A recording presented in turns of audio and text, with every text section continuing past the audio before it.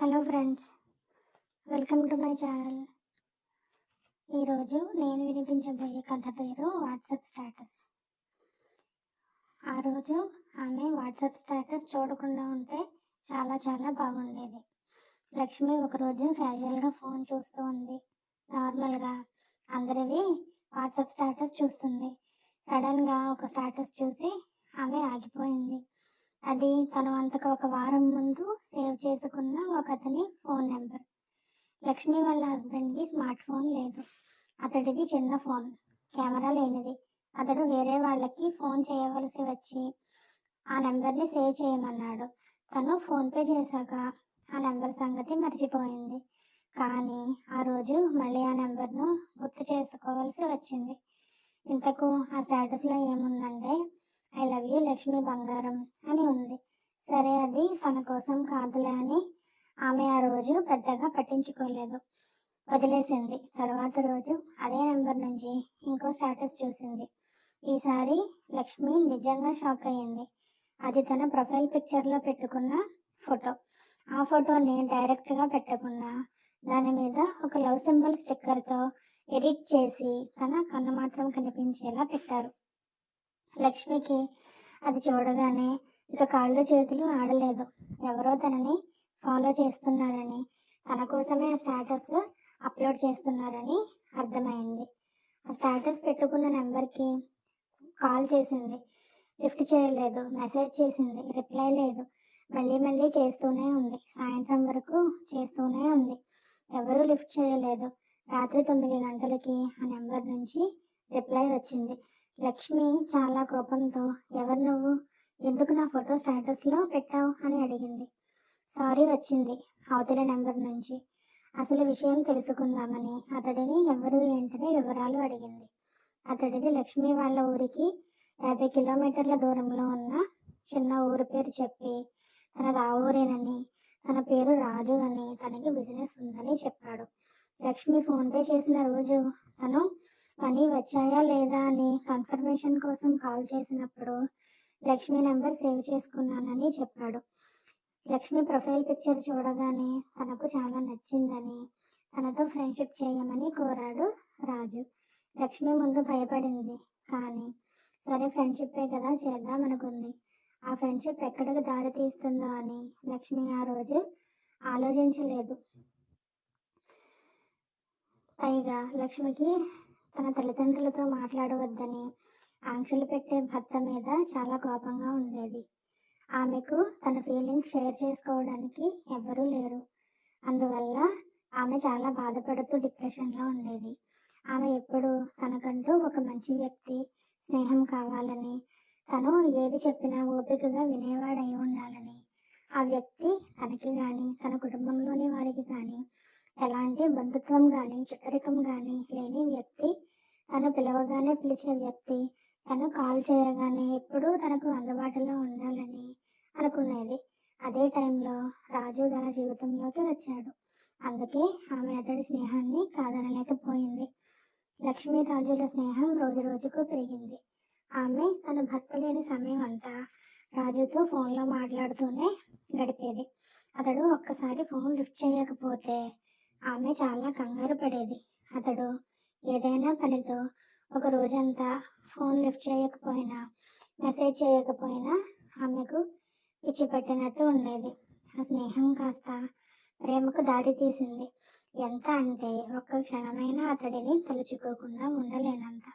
చివరికి లక్ష్మి తనకు పెళ్లి అయిందని, కొడుకు ఉన్నాడనే సంగతి కూడా మర్చిపోయింది.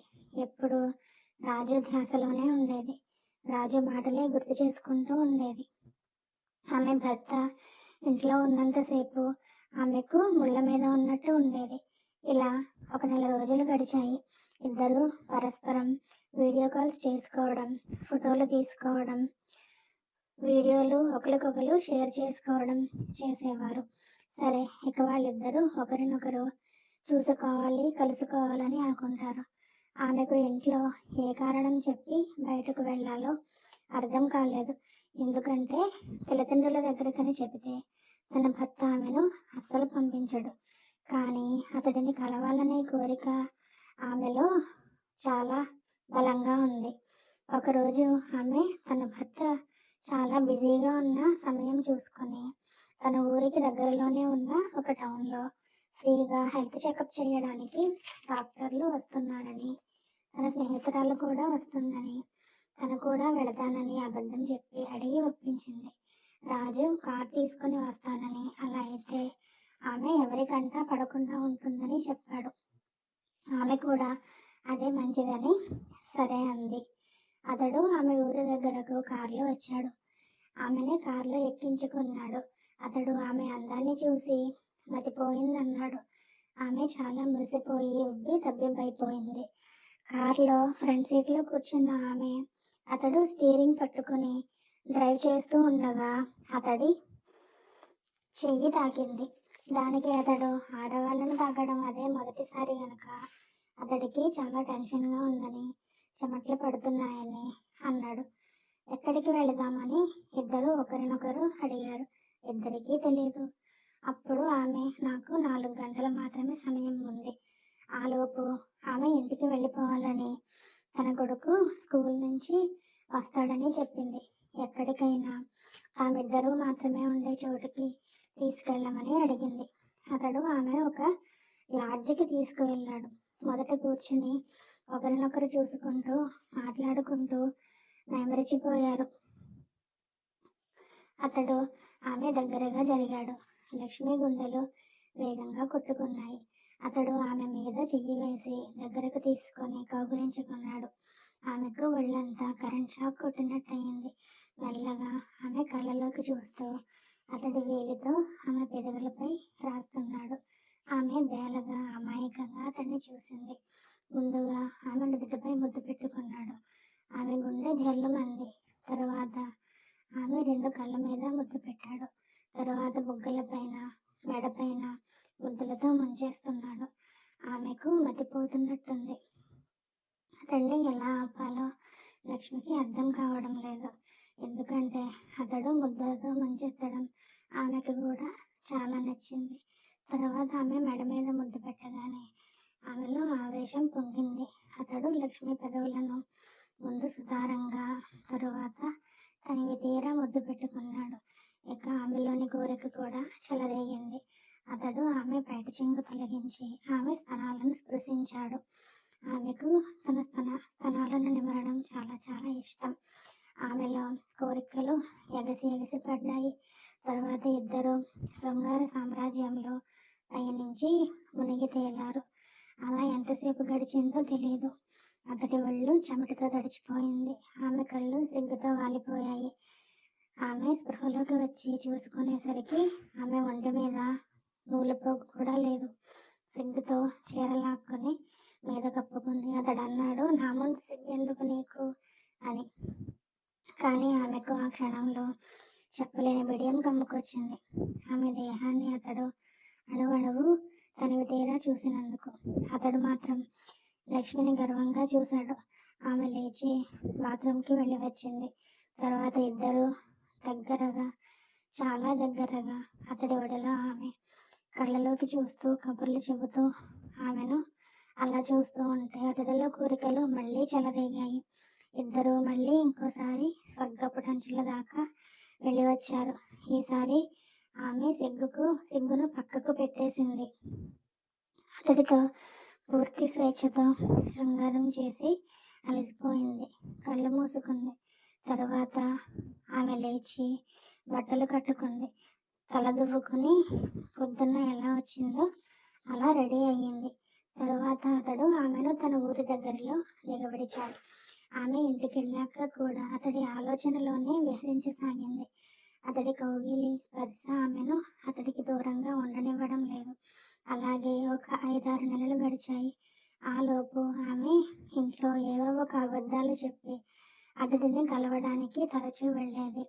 వెళ్ళినప్పుడల్లా అతడితో స్వర్గ సుఖాలు అనుభవించి రసరమ్యమైన అనుభూతికి లోనయ్యేది.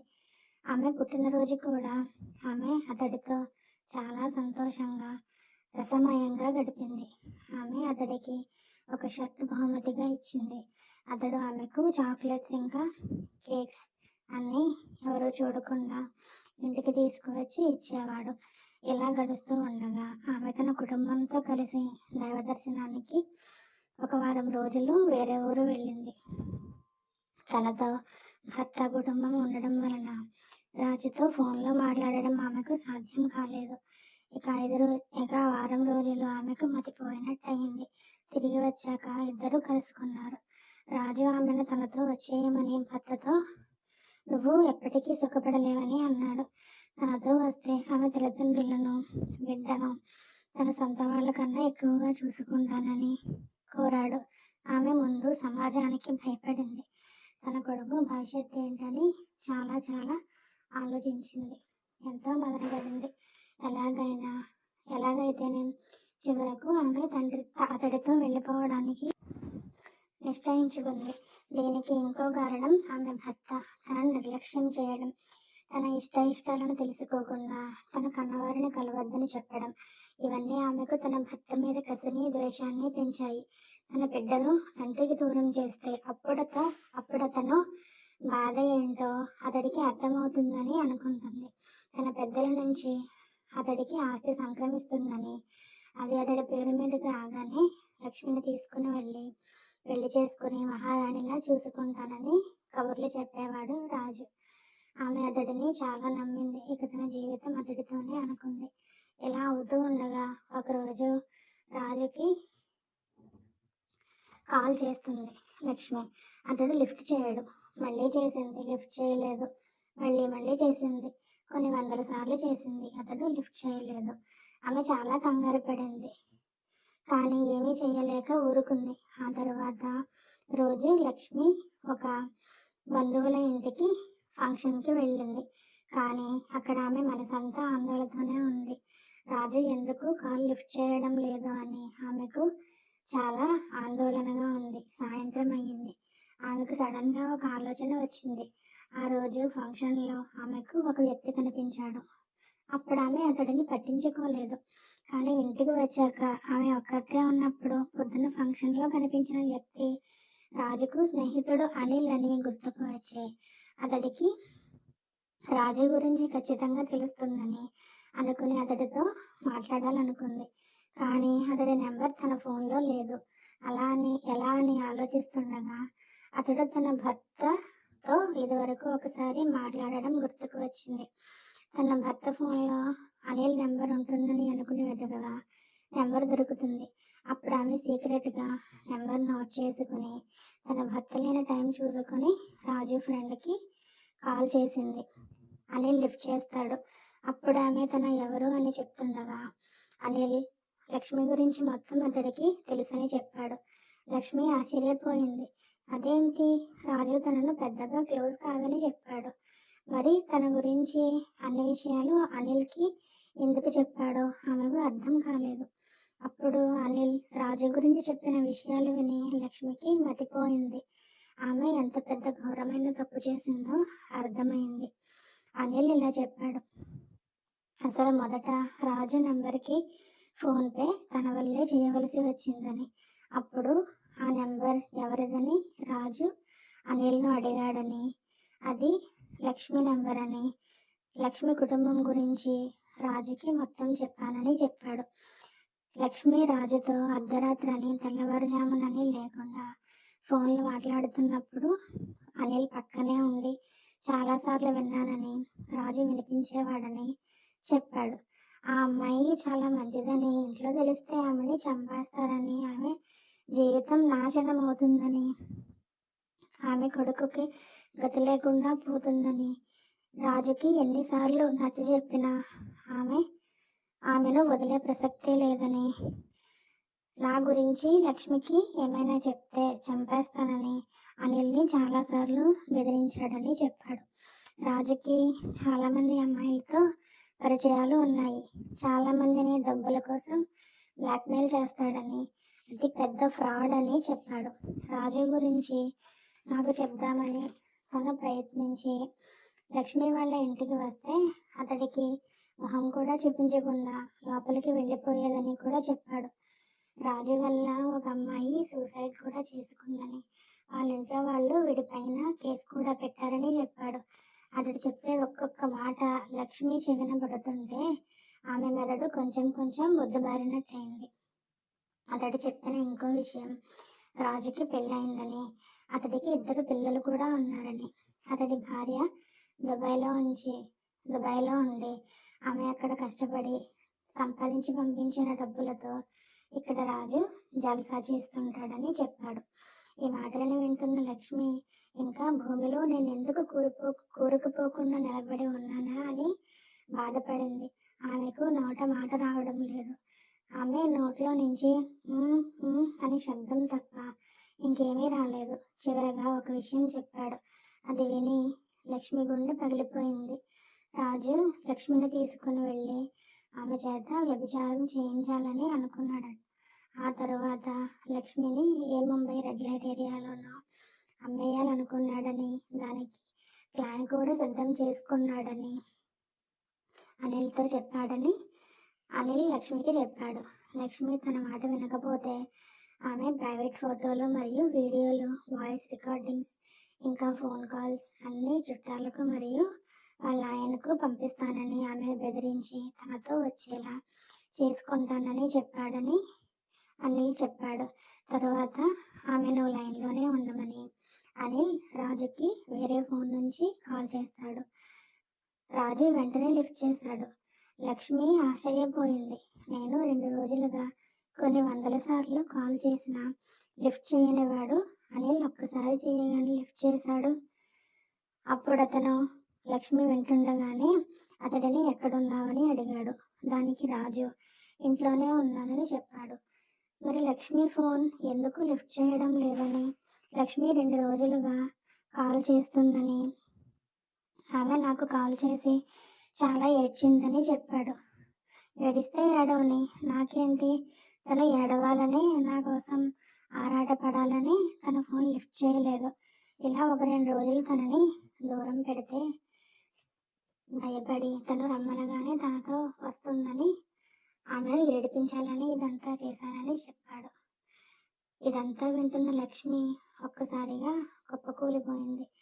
ఇదంతా అబద్ధమని, తను కలగంటున్నానని, రాజు తనని కలలో కూడా మోసం చేయడని అనుకుంటున్న ఆమె రాజు మాట్లాడిన మాటలు విని కూలబడిపోయింది. అంటే కావాలని ఇదంతా చేశాడా? తనని ప్రాణం కంటే ఎక్కువగా చూసుకుంటానని చెప్పిన మాటలన్నీ అబద్ధమా? ఎంత మోసమా అని ఆలోచిస్తూ తనలో తను ఆ రాత్రంతా కుమిలిపోయింది. తెల్లవారుజాము అయ్యేసరికి తను చేసిన తప్పేంటో ఆమెకు తెలిసి వచ్చింది. రాజు ట్రాప్లో ఆమె ఎలా చిక్కుకుందో అర్థం చేసుకుంది. కట్టుకున్న భర్తను మోసం చేసి తన కుటుంబ పరువును మంటగలిపి అతడితో ఇంట్లో నుంచి వెళ్ళిపోయి తన కొడుకు బ్రతుకుని పణంగా పెట్టాలని ఎంత పిచ్చిగా ఆలోచించింది. ఆమె అతడిని ఎలా వదిలించుకోవాలా అని, అది కూడా తనకి కానీ తన కుటుంబంలోని వారికి కానీ ఎలాంటి హాని కలగకుండా తన జీవితంలో నుంచి అతడిని బయటికి బలంగా మళ్ళీ తిరిగిరాని విధంగా తోసేయాలనుకుంది. ఆమెకు నిజం తెలిసిందని కూడా అతడికి తెలియకుండా ఈ పనిని చెయ్యాలనుకుంది. మరుసటి రోజు మళ్ళీ అతడి స్నేహితుడు అనిల్కి కాల్ చేసింది. తను ఏమి చేయాలనుకుంటుందో చెప్పి రాజు దృష్టి నుంచి తన ఆలోచనలను తీసేసే విధంగా అతడితో మార్చమని, తనకు సహాయపడమని కోరింది. లక్ష్మి రాజుకి వేరే వాళ్ళ నెంబర్ నుంచి కాల్ చేసి తన ఫోన్ పోయిందని చెప్పి, తనకు తన భర్త వేరే ఫోన్ ఇప్పట్లో కొన్న వెంటనే మొదట తనకే చేస్తానని, తనతో ముందులాగా రోజు మాట్లాడలేకపోతున్నందుకు తనకు చాలా చాలా బాధగా ఉందని, ఏడుపు వస్తుందని చెప్పి ఏడుస్తూ ఫోన్ కట్ చేసింది. తన ఫోన్ ముందే స్విచ్ ఆఫ్ చేసింది. తరువాత ఆ సిమ్ తీసేసి తన భర్తకు ఆ సిమ్ సిగ్నల్ సరిగ్గా రావడం లేదని చెప్పి కొత్త సిమ్ తీసుకుంది.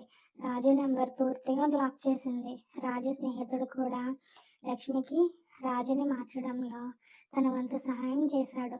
లక్ష్మి రాజుకి తర్వాత 1-2 సార్లు వేరే వాళ్ళ నెంబర్ నుంచి కాల్ చేసి తనకు ఇంకా కొత్త ఫోన్ కొనివ్వలేదని చాలా బాధపడుతూ ఏడుస్తూ తనను చాలా మిస్ అవుతున్నానని, రాత్రుల్లో నిద్ర కూడా పట్టడం లేదని చెప్పి ఏడుస్తూ ఫోన్ పెట్టేసేది. రాజుకి వేరే అమ్మాయితో పరిచయం అయిందని అనిల్ చెప్పాడు లక్ష్మికి. కొన్ని రోజుల తర్వాత రాజు పూర్తిగా లక్ష్మిని వదిలేసి వేరే అమ్మాయిని పట్టుకున్నాడు. ఈ విధంగా లక్ష్మి ఒక చాలా చాలా పెద్ద ప్రమాదం నుంచి బయటపడి ఇప్పుడు తన భర్త విలువ తెలుసుకొని సంతోషంగా ఉంది. కథ సమాప్తమండి. Please like, share, subscribe my channel. మీ కామెంట్స్ను కింద తెలియచేయండి. Thank you. బాయ్.